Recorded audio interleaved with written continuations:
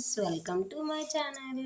ఈరోజు శాంగడ్డ పులుసు ఎలా తయారు చేయాలో నేర్చుకుందాం.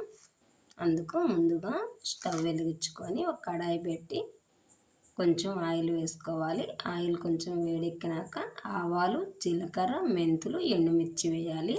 ఇవి కొంచెం వేగిన తర్వాత ఆనియన్స్ వేయాలి. ఆనియన్స్ వేసుకొని ఆనియన్స్ కూడా ఒక్క నలక ఇట్లా వేగిన తర్వాత కరివేపాకు వేసుకోవాలి. ముందుగా మనం శాంగడ్డలు ఉడికించి పక్కన పెట్టుకొని ఉండాలన్నమాట. తిరగమాతకు ముందే మామూలుగా స్టవ్ మీదైనా ఉడకబెట్టుకోవచ్చు. కుక్కర్లో అయితే రెండు విజిల్స్ చాలన్నమాట. ఈ విధంగా వేగిన తర్వాత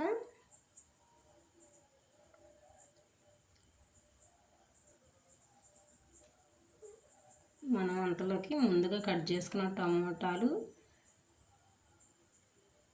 ఆనియన్స్, పచ్చిమిర్చి, టమాటాలను కూడా వేసుకోవాలి.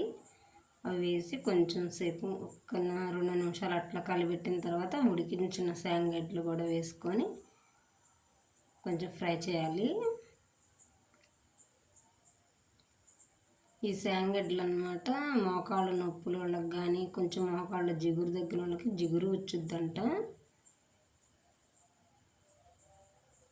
అంటే నేను కూడా విన్నాను కానీ నాకు కరెక్ట్గా తెలియదు.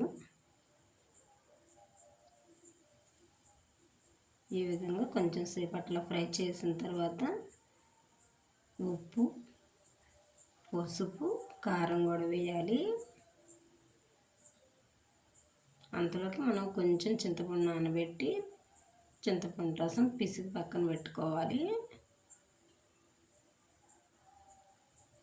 ఈ విధంగా వేగిన తర్వాత ఆ చింతపండు రసాన్ని వేసుకోవాలి.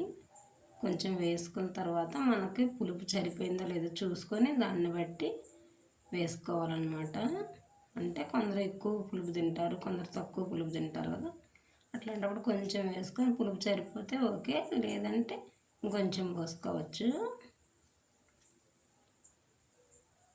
ఈ శాంగడ్డ పులుసులో 4 ధనియాలు, 4 బీపి గింజలు కొంచెం వేడి చేసి అంటే బాండట్లో కొంచెం ఫ్రై చేసి పొడి చేసి వేసుకుంటే బాగా రుచిగా ఉంటుంది. ఈ విధంగా కొంచెం దగ్గర పడ్డ తర్వాత కొత్తిమీర చల్లుకోవాలి. ఎంతో టేస్టీ రుచికరమైన శాంగడ్డ పులుసు